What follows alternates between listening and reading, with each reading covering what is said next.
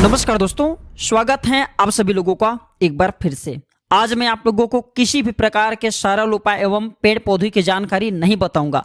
आज का जो वीडियो का विषय है बहुत ही सुंदर है, जीवन जीने की कला के बारे में है। दर्शकों, अगर आप जो है आज के वीडियो मिस कर देते हैं तो आपको सारी जिंदगी कष्ट का सामना करना पड़ेगा, क्योंकि मैं कलयुग की कड़वी सच्चाई बताऊंगा।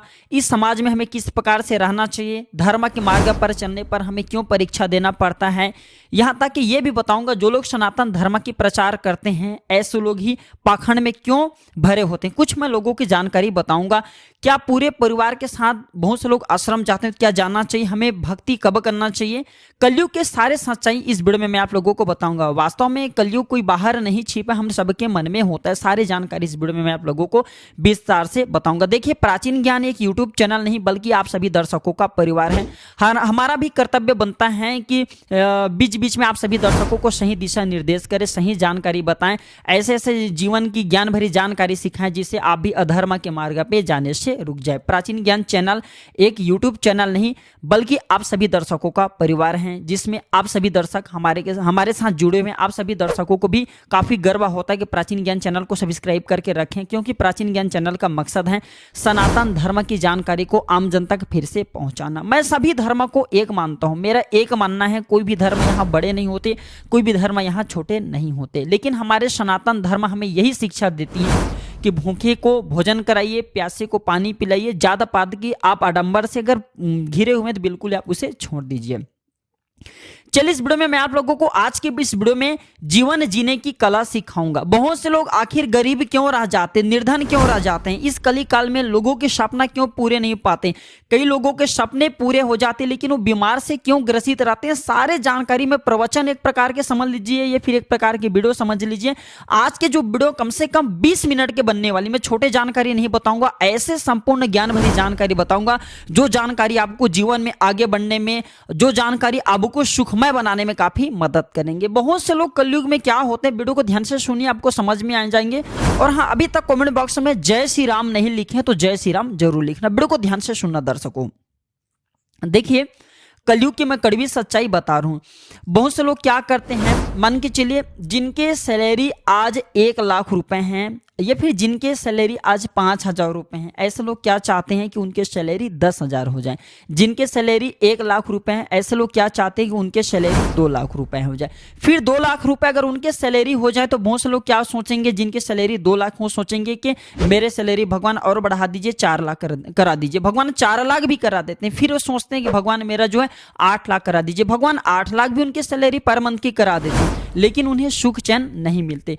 क्योंकि मित्रों, ऐसे लोग क्या करते हैं, धन तो इकट्ठा कर लेते हैं। जैसे कि उसने सोचा कि 1 लाख से 8 लाख के बीच उसने तय किया।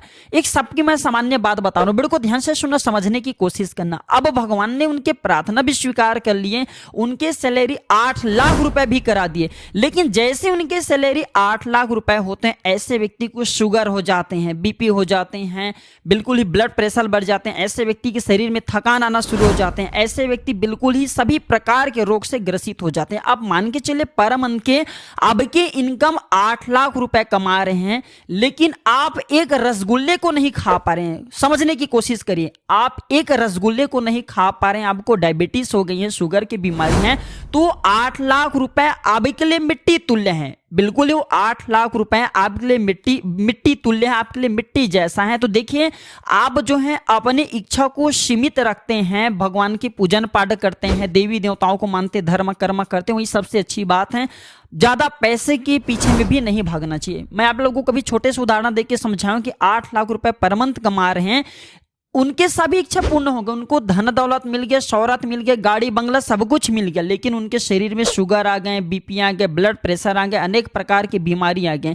बीमारी आने के बाद आपके पास कितना भी ज्यादा पैसा क्यों ना हो, बिल्कुल ही दोस्तों वह पैसा आपके लिए मिट्टी तुल्य हो जाते हैं। उस पैसा का आप उपभोग नहीं कर सकते। इसलिए हमारे धर्मशास्त्र कहते हैं, कलयुग में भी मैं आप लोगों को कलयुग का प्रभाव भी समझाऊंगा, इसलिए हमारे धर्मशास्त्र कहते हैं कि पैसा का जितना ज्यादा हो सके उपभोग करना चाहिए। आपको बिल्कुल ऐसा नहीं सोचना चाहिए कि आज मेरे पास 5 लाख रुपए हैं तो कल मैं भगवान के लिए वस्त्र लूंगा, फिर भगवान के लिए मंदिर बनाऊंगा, नहीं कल नहीं हो पाएंगे तो मैं परसों करूंगा। जितना जल्दी हो सके कलयुग में हमें भक्ति करना चाहिए। भक्ति के साथ साथ देखिए हमें पेट को भी अपने देखना पड़ता है, आने वाले वंश के लिए भी हमें पैसे इकट्ठा करके रखना पड़ता है, जमीन जायदाद जो भी हो सब बनाना पड़ता है, क्योंकि प्राचीन समय से चले आ रहे हैं अपने बिल्कुल ही वंशों के लिए सब इकट्ठा करके रखना। लेकिन वंशों के साथ साथ स्वयं के उद्धार के लिए भी ये रखना जरूरी होता है। देखिए आपने पर मंथ के 8 लाख रुपए कमाना शुरू किए, लेकिन वो 8 लाख आपके लिए मिट्टी तुल्य हैं।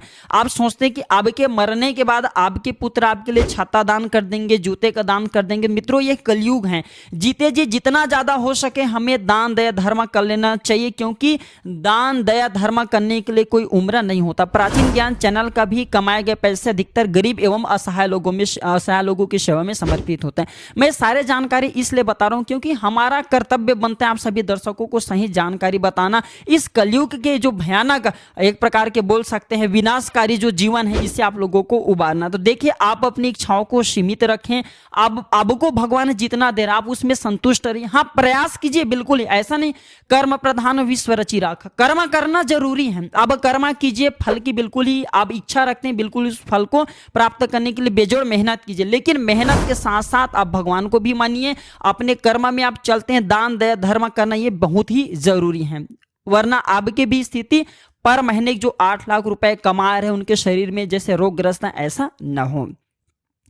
तो आइए इस वीडियो में जानते हैं वास्तव में कलयुग में लोग कष्ट में क्यों रहते हैं। देखिए कलयुग में लोग कष्ट में क्यों रहते हैं, इसके सबसे बड़ा मुख्य कारण वो है कि लोगों की जो इच्छाएं इतना ज्यादा प्रबल हो गई हैं, लोग बिल्कुल ही अपनी इच्छा को बढ़ाते जा रहे हैं। साथ ही साथ कलयुग का प्रभाव ऐसा है इस समाज में कि लोग पैसा प्राप्त करने के लिए यहाँ तक कि वेश्यावृत्ति भी करते हैं। पैसा प्राप्त करने के लिए लोग गलत कामों को अपनाते हैं, इसलिए कलयुग में लोग अधिकतर कष्ट में रहते हैं। बिल्कुल ही कलयुग कोई खराब युग नहीं है, अगर आप मान के चलिए तो कलयुग में ही सतयुग छुपा है। लेकिन हमारे मन में एक धारणा आ गई है, लोग पैसा के लिए आज वेश्यावृत्ति करते हैं, यहाँ तक कि पैसा के लिए लोग बहुत कुकर्म करते हैं, गलत गलत मार्ग को अपनाते हैं। कभी भी ऐसा नहीं करना चाहिए, इसलिए लोग हमेशा कष्ट में हैं, लोगों को बीमारियां होती हैं। जितना ज्यादा हो सके हमें कलयुग में धर्म के आचरण पर चलना चाहिए, स्वयं को बदलना चाहिए। जब आप स्वयं को बदलेंगे आप खुद देखना आपके आसपास में जो रहने वाले बाजू वाले लोग होते हैं उसमें भी परिवर्तन आना शुरू हो जाते हैं। तो आपने समझा कलयुग में लोग कष्ट में क्यों रहते हैं। इसके मुख्य कारण है एक तो अपनी इच्छाओं को बढ़ा करके रखते हैं, इच्छा प्राप्त करने के लिए बिल्कुल ही लोगों से कर्जे मांग करके गाड़ी शौहरत दौलत ये सब खरीद करके ले आते हैं। बाद में वही इच्छा वही जो आपने कर्जे लेकर के गाड़ी लाए वो आपको बाद में तकलीफ देता है। इसलिए अपनी इच्छा को हो सके तो कलयुग में सीमित करके रखना चाहिए, यही सबसे बड़ा हमें कष्ट में ले जाते हैं। और खासकर लोगों की बहुत ही कम चुगली करना चाहिए, चुगली भी एक प्रकार के शरीर में कष्ट प्रदान करता है। अगर आप प्रभु की भक्ति करते हैं तो कोई भी देवी देवता है आप जिनको इष्ट मानते हैं उनकी भी भक्ति करते हैं तो कभी भी आपको कष्ट नहीं होगा, क्योंकि कलयुग में भक्ति एकमात्र ऐसा कड़वा सच्चाई है जो कि आपको कष्ट से निकालते हैं, आपको बीमारी से बचाते हैं। बहुत से लोग हमें उस दिन पूछ रहे थे कि गुरुजी धर्म के मार्ग पे चलने पर क्या कठिनाइयां आती। देखिए ये कलयुग है, धर्म के मार्ग पर चलते आपको अनेक प्रकार की कठिनाइयां आती हैं। सबसे पहले कठिनाइयां क्या आती हैं कि आपके घर परिवार के लोग ही आपसे ईर्षा द्वेष करने लगते हैं, बिल्कुल ही आपसे जलने लगते हैं। अगर आप धर्म के मार्ग पर चलते हैं, सामने वाले मांस मछली या फिर बिल्कुल ही तामसिक चीजों का सेवन करते हैं और आप एक धार्मिक व्यक्ति हैं तो सामने वाले आपको देख करके जलेंगे, जलन फील महसूस करेंगे और आपको बोलेंगे कि फहारा पंडिती आ रहे हैं, मतलब अनेक प्रकार के आपको ताना मारेंगे। तो कलयुग में आपको अगर भक्ति के मार्ग में चलना है तो कई प्रकार के आपको कठिनाइयों का सामना करना पड़ेगा। देखिए प्राचीन समय में क्या होता था, जब यज्ञ करते थे, ध्यान से सुनना, प्राचीन समय में जब संत महात्मा लोग यज्ञ करते थे तो उस समय क्या किया जाता था, उस समय जितने भी राक्षस होते थे यज्ञ को बुझाने के लिए, यज्ञ को भंग करने के लिए हड्डी लेकर के आते थे और हड्डी को बिल्कुल ही किसमें डाला जाता था, यज्ञ में डाला जाता था। आज कलयुग में वही हड्डी व्यक्ति की कटु शब्द बन गए। अगर आप धर्म के मार्ग में चलते हैं तो आपको धर्म के मार्ग में न चले इस प्रकार से वो लोग आपको रोकने का प्रयास करते हैं, ऐसे ऐसे कटु शब्द बोलेंगे कि आप धर्म के मार्ग पे चलना ही बिल्कुल ही दूसरे दिन से बंद कर देंगे, पूजा पाठ करना बंद कर देंगे। लेकिन देखिए जो व्यक्ति धर्म के मार्ग में चलते हैं ऐसे व्यक्ति को निरंतर धर्म के मार्ग में अवश्य चलना चाहिए। यह कलयुग है, क्योंकि मैं आप लोगों को बता चुका हूं कलयुग में रावण कौन है। कलयुग में प्रत्येक ऐसे व्यक्ति रावण है जो कि स्वयं तो पूजा पाठ करते हैं लेकिन सामने वाले पूजा पाठ करते हैं उनसे जलन फील करते हैं। रावण एक ऐसा दुराचारी व्यक्ति था जो कि स्वयं ब्रह्मदेव से तो कई प्रकार के आशीर्वाद प्राप्त कर चुके थे, भगवान शंकर से आशीर्वाद प्राप्त कर चुके थे। लेकिन जो संत महात्मा लोग तपस्या करते थे भगवान शंकर को प्रसन्न करने के लिए, ब्रह्म को प्रसन्न करने के लिए, भगवान नारायण को प्रसन्न करने के लिए तपस्या करते थे, हवन आदि जो अच्छे कर्म करते थे उन्हें कर्म करने से रोकते थे, क्योंकि उन्हें डर था कि अगर ये सामने वाले जो साधु है, संत है, सामने वाले अच्छे कर्म करेंगे तो मेरा विनाश कर सकते हैं। इसी प्रकार कलयुग में जो रावण है, जो पूजा पाठ करते हैं, ऐसे व्यक्ति चाहते हैं कि आप उनसे आगे ना बढ़े। मैं जीवन की कड़वी सच्चाई बता रहा हूं दोस्तों, मैं काफी लंबे समय से मुझे ये सारे चीजों का अनुभव है। मैं प्राचीन ज्ञान चैनल में इसलिए आप सभी दर्शकों को पहले भी बता चुका हूं कि मैं 20 मिनट की जानकारी बताऊंगा और ऐसे जानकारी बताऊंगा जो कि आपको पुस्तक में नहीं मिलेंगे। देखिए, अनुभवी ज्ञान बहुत ही अच्छे होते हैं। जो कलयुग है इसमें धर्म बिल्कुल ही आपके साथ में होता है, आप माने या ना माने। अगर आप धर्म के साथ में चलते हैं, धर्म को अपनाते हुए चलते हैं, भगवान बिल्कुल ही आपकी मदद करते हैं, आप माने या ना माने। लेकिन आंशिक रूप में भगवान की जो एक प्रकार के हम बोल सकते हैं सिद्धियां, जो भगवान की एक प्रकार की बोल सकते हैं ऊर्जा, भगवान की एक प्रकार के जो अंश होती हैं, क्योंकि ईश्वर अंश जीव अविनाशी, प्रत्येक मनुष्य के शरीर में ईश्वर का अंश होता है। तो अगर आप धर्म के मार्ग में चलते हैं तो सर्वप्रथम तो आपके घर परिवार के लोग ही आपसे ईर्ष्या द्वेष करने लगते हैं, जलन करने लगते हैं। कौन कौन जलन करते हैं? धर्म के मार्ग पे आप चलते हैं, सबसे पहले आपके ऊपर आपके पड़ोसी हंसेंगे। वीडियो को ध्यान से सुनना। सबसे पहले अगर आप पूजन पाठ करते हैं, देवी देवताओं की पूजन पाठ करना शुरू करते हैं, तो सर्वप्रथम आपके जो पड़ोसी हैं वो आपके ऊपर हंसेंगे, आपको यहाँ तक कि पागल भी बोल सकते हैं। यहाँ तक कि अगर आप पूजन पाठ करते हैं तो आपके घर परिवार के लोग भी आपके निंदा करेंगे, मजाक करेंगे। क्यों ऐसा होता है? क्योंकि भगवान आपके साथ परीक्षा लेते हैं। धर्म के मार्ग पर चलते हैं तो भगवान आपको अनेक प्रकार के यातना स्वयं प्रदान करते हैं, अनेक प्रकार के आपको कष्ट प्रदान करते हैं और उसी कष्ट से आपको निकलना होता है। इसलिए मैं सभी दर्शकों को बताना चाहूंगा, अगर आप धर्म के मार्ग पर चल रहे हैं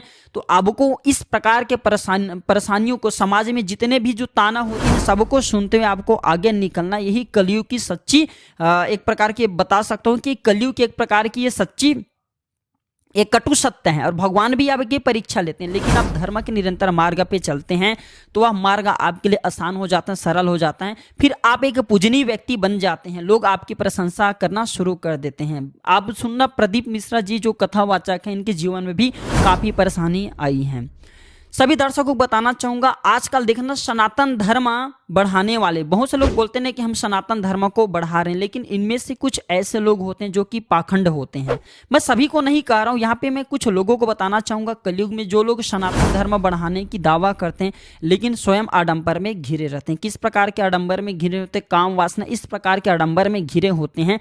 इसलिए हमारे धर्मशास्त्र कहते हैं, ध्यान से सुनना, अगर आप किसी आश्रम में जाते हैं, ध्यान से सुनना, अगर आप किसी आश्रम में जाते हैं तो आप स्वयं आश्रम जाइए, डेली के आश्रम जाइए। आपके नजदीक में आश्रम है, कोई भी देवी देवता के आप धाम चले जाते हैं घूमने के लिए, आप आश्रम जा सकते हैं। लेकिन कभी भी अपने साथ में अपने वाइफ को, अपने बहन को या फिर आपके घर परिवार के कोई स्त्री, उसे साथ में ले जाकर के कभी मत जाना, क्योंकि दोस्तों वहां पे सिया रूपी कई, ध्यान से सुनना, वहां पे सिया रूपी कई ऐसे कलयुग में मैं आप लोगों को बताना चाहूंगा, आश्रम में सिया रूपी ऐसे कई राक्षस बैठे रहते हैं, ताकते रहते हैं।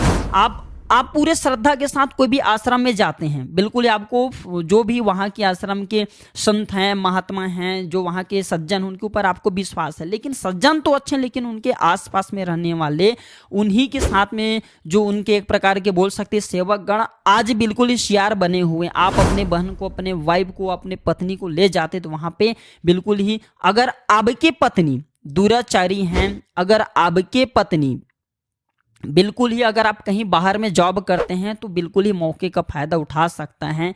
ये कलयुग है, इसलिए कभी भी आप कोई भी आश्रम जाते हैं, जितना ज़्यादा हो सके प्रयास करिए आप अकेला ही। हाँ, आप मंदिर जाते अपने बहन को, अपने माताश्री को, आप अपनी बुआ को, सबको ले जा करके, अपने परिवार की कोई भी स्त्री आप उसे ले जा सकते हैं। लेकिन कभी भी, मैं जीवन की कड़वी सच्चाई बता रहा हूँ, कभी भी आश्रम मत जाना। आश्रम में बिल्कुल ही आपके पीछे, आपके बिल्कुल ही पीठ को मारा जाता है, आपके पीछे पीछे ही आपके पीठ में वार किया जाता है। इस बात का विशेष ध्यान रखना, मैं कलयुग की सच्ची कड़वाई बता रहा हूँ। आप में से अधिकतर लोग बहुत सारे कमेंट कर रहे थे कि गुरुजी हमें भक्ति कब करना चाहिए। देखिए, भक्ति करने का कोई उम्र नहीं होता। अगर आप सोचेंगे कि मैं 60 साल होने के बाद ही भक्ति करूंगा तो ऐसा संभव नहीं है। कलयुग है, कलयुग अर्थात काल का युग। यहाँ पे पग पग में काल बने हुए हैं, कब आपका जीवन उड़ा दे बिल्कुल ही कोई ठिकाना नहीं, कब कौन यहाँ लुढ़क जाए कोई ठिकाना नहीं। इसलिए हमें जब भी हमें टाइम मिले हमें भक्ति कर लेना चाहिए। मैं तो कहता हूं, अगर आप भगवान के डेली की पूजा नहीं कर सकते, वीडियो को ध्यान से सुनिएगा, अगर आप भगवान के मंदिर डेली के जा नहीं सकते या फिर आप डेली की पूजा नहीं कर सकते तो एक काम जरूर करना, आप मानस पूजा जरूर करिए। मंदिर जाना जरूरी नहीं है, आप मन से बिल्कुल ही भगवान के नाम का उच्चारण निरंतर आप अपने मन में मंत्रों का जाप करते रहिए। निरंतर मन में आप भगवान का नाम स्मरण करते रहिए। जो भी आपके देवी देवता आप उनका नाम स्मरण करते रहिए। इस कलयुग में बिल्कुल ही आपके बेड़ा पार हो जाएंगे। नारद ने कलयुग के बारे में क्या सच्चाई कहे वो भी मैं आप लोगों को इस वीडियो में बताऊंगा। देखिए, स्वयं नारद मुनि ने कहा है कि कलयुग के लोग क्या करेंगे, जो कलयुग की स्त्रियां हैं ऐसी स्त्रियां क्या करेंगे, जैसे कलयुग का प्रभाव बढ़ते जाएंगे, अपने परिवार को चलाने के लिए वेश्यावृत्ति करेंगे, यहाँ तक कि ऐसे अधर्म करेंगे जिसके आप बिल्कुल ही दोस्तों सोच भी नहीं सकते। और कलयुग में स्त्री की राज हो जाएंगी। और आज भी देखना घर परिवार में बहुत से लोगों के धीरे धीरे शुरू हो चुका है। तो इस कलयुग में हमें कैसा अपने जीवन को भगवान के धाम में पहुंचाना है, हम अपने जीवन को कैसे सुखमय बना सकते हैं। तो इस जीवन को सुखमय बनाने के लिए कलयुग में हमें काफ़ी कष्टों का सामना करना पड़ता है। जैसे कि आप धर्म के मार्ग पे चलते हैं तो आप लोगों को पागल भी बोल सकते हैं। यहाँ तक कि आपके घर परिवार के आसपास के जो पड़ोस के रहने वाले लोग होते हैं काफ़ी आपको ताना मारते हैं। कई प्रकार के जीवन में हमें कष्ट आते हैं। तो इस कलयुग में हमें किस प्रकार से जीना है, तो सर्वप्रथम आप एक नियम बना लीजिए। अगर आप प्रातः काल कोई भी देवी देवता जिनके आप पूजा करते हैं, आपके इष्ट हैं, बिल्कुल ही निरंतर आप उनकी पूजा कीजिए। देखिए, भक्ति का कोई उम्र नहीं होता कब भगवान आपको कहाँ ले जाए, लेकिन भगवान काफ़ी परीक्षा लेते हैं। अगर आप भक्ति के मार्ग में आगे बढ़ना चाहते हैं तो भगवान आपको अनेक प्रकार के आपसे परीक्षा लेंगे। तो जितना ज़्यादा हो सके आप देवी देवताओं की पूजन पाठ करें, ये तो पहले क्रिया है। दूसरा, आप जितना ज़्यादा हो सके दान दया धर्म करें। किसे दान दया धर्म करें? जो बहुत गरीब हैं, जिनको खाने के लिए वक्त की रोजी रोटी नसीब नहीं हो पाते, एकदम जो गरीब है ऐसे व्यक्ति को दान देना शुरू करें। मंदिर के बाहर जो भिखारियां होती हैं इन्हें भी कभी भी भूल करके बहुत से जो अच्छे हट्टे कट्टे पुष्ट रहते हैं ऐसे व्यक्ति भी भिखारी बन करके वहां पे बैठे रहते हैं और डेली के कम से कम 1000 रुपए ऐसे लोग कमाते हैं। तो फिर ये भिखारी नहीं है। इस प्रकार के भिखारी को कभी हमें दान नहीं देना चाहिए। किन्हें हमें दान देना चाहिए? हमें दान उसे देना चाहिए जिन्हें जरूरत हो। जी हाँ, बिल्कुल ही ध्यान से सुनना दर्शकों, जिन्हें जरूरत हो अन्न की, धन की, ऐसे व्यक्ति की हमें बिल्कुल ही मदद करना चाहिए। और आप देखते हैं मंदिर के बाहर, हाँ अगर वो विकलांग है आप उन्हें दान दे सकते हैं, लेकिन आज के जनरेशन में जो विकलांग है, भीख मांगते हैं, ऐसे व्यक्ति भी एक प्रकार का इसे बिजनेस बना चुके हैं। डेली के 1000 रुपए 2000 रुपए कमाते हैं और बाद में चल करके वहां पे शराब पीते हैं, टल्ली पड़े रहते हैं। तो आप जो पैसा दे रहे हैं, आपके पैसा धर्म में नहीं लगते, सामने वाले शराब पीते हैं तो उनका पाप आपको भोगना पड़ता है। इसलिए हमारे धर्मशास्त्र भी कहते हैं योग्य व्यक्ति को दान देना चाहिए। किसे दान देना चाहिए? जो गरीब हैं, असहाय हैं। आप अपने घरों के आसपास में देख लीजिए, जो गरीब व्यक्ति हैं आप उन्हें खाने के लिए चावल दे दीजिए, आप उनके यहाँ चावल पहुंचवा दीजिए। या फिर जो ऐसे गरीब व्यक्ति हैं जो कि अपने बेटी हैं, बेटे हैं, उनके शादी करने में असमर्थ हैं, ऐसे व्यक्ति के लिए आप दान करें। ऐसे व्यक्ति अच्छे होते हैं। जैसे अभी ठंड का सीजन चल रहा है, ठंड के सीजन में जितना ज़्यादा हो सके आप जाइए, सिटी में रहते सिटी में जाइए, बहुत सारे आपको पागल व्यक्ति मिल जाएंगे। वास्तव में वो पागल नहीं होते, जिनके दिमाग घूमे होते हैं, ऐसे व्यक्ति को आप जो है कंबल दान करें। क्यों दान करें? अगर आप एक गरीब को दान करेंगे तो भगवान की आपको आशीर्वाद प्राप्त होगा। देखिए, जो सड़क छाप जो पागल हम जिसे बोल सकते हैं, एक प्रकार के जिनके दिमाग कम होती, घूम जाए होते हैं, ऐसे व्यक्ति ही आप जो भी चीज को दान करेंगे उसको स्वयं पहनेंगे, लंबे समय तक पहनेंगे। अगर आप किसी ब्राह्मण को दान करते हैं, जा करके मार्केट में बेच देंगे, और आप जो चीज ब्राह्मण को दे रहे बेच रहे तो उनका पुण्य नहीं मिलेंगे। इसलिए मैं आप सभी दर्शकों को कई वीडियो में बताता हूं कि ब्राह्मण से बेहतर होता है आप गरीब व्यक्ति को दान कर दिए। अगर कोई गरीब ब्राह्मण है तो बहुत ही अति उत्तम है, लेकिन अगर आपको देने के लिए कुछ चीज, जैसे कि हमने बताया कि धनतेरस में दान करना चाहिए, दीपावली में दान करना चाहिए, चाहिए, शुभ मुहूर्त में दान करना चाहिए। अब दान करते बहुत ही अति उत्तम है, लेकिन योग्य व्यक्ति को दान करना चाहिए। और आज के इस वीडियो में आप लोगों ने क्या सीखा कि जो मंदिर के बाहर भिखारियां होती उसमें से अधिकतर लोग बिजनेस प्लान लेके चलते हैं। किस प्रकार से बिजनेस प्लान, डेली के उनके 1 से 2 हज़ार रुपए आवक होती है, एक प्रकार की बिजनेस का नजरिया बना लेते हैं। हाँ, अगर विकलांग आप ऐसे व्यक्ति को दान करें, गरीब हैं ऐसे व्यक्ति को सबसे पहले तो 1-2 बार आप उन्हें परख लीजिए, उसके बाद ही दान करना चाहिए। अन्यथा अगर आपके द्वारा दान किए गए पैसे का शराब पीता है, मांस खाता है, मांस भक्षण करता है, तो उनका पाप आपको सहना पड़ता है। और सभी दर्शकों को बताना चाहूंगा, अब कुछ करे या ना करे, लेकिन जितना ज्यादा हो सके शुक्रवार हैं, सोमवार हैं, इस दिन आप एक नियम बना लीजिए, या फिर सप्ताह में एक दिन नियम बना लीजिए। आप प्रत्येक काला चींटी को, आप प्रत्येक काला भूरा जो भी चींटी हो सबको शक्कर देना शुरू कर दीजिए। मछली के लिए आटे की गोली बनाना शुरू कर दीजिए। सप्ताह में एक बार जाइए, मछली को आटे वाले गोली खिलाइए, और जो है छोटे छोटे चींटियां इन्हें आप इसे शक्कर खिलाना शुरू कर दीजिए।